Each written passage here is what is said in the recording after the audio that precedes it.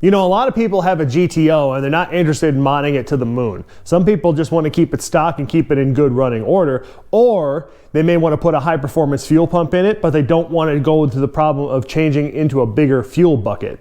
So what do? Because if you know the GTOs at all, you know that they don't have any external fuel filter on them at all. The only fuel filter in the whole system is this entire module that lives within the bucket.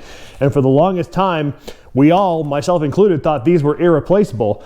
But apparently, last year, somebody on LS1 GTO figured out that there is a way to replace this filter element, and it's not that expensive at all.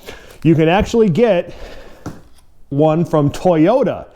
As we know, Holden used all kinds of different parts to put these cars together, and this is just another place they got them. So if you want one of these for yourself, this module is Toyota part number 23300-50120. All you have to do is take all of the vacuum lines and the fuel pressure regulator and the pump out of your old module and transfer them over to the new module. Now, I would recommend that you go ahead and get yourself some new O-rings, because you'll find that these have gotten flattened out on the outside edges, and it'd be a good idea just to have new O-rings in there to seal everything up. If you've got the bucket out of the tank already, this takes about 20 minutes to change everything over, and you've got a good new filter element in there that's not going to be clogged up, and you know you're going to have good fuel filtration and a nice way to keep your GTO well maintained. So if you're taking one apart and you just want to make sure you've got good fuel filtering, go ahead and change this out if you've got the tank out already. And I want to thank the guy on LS1 GTO, I don't know what his name is,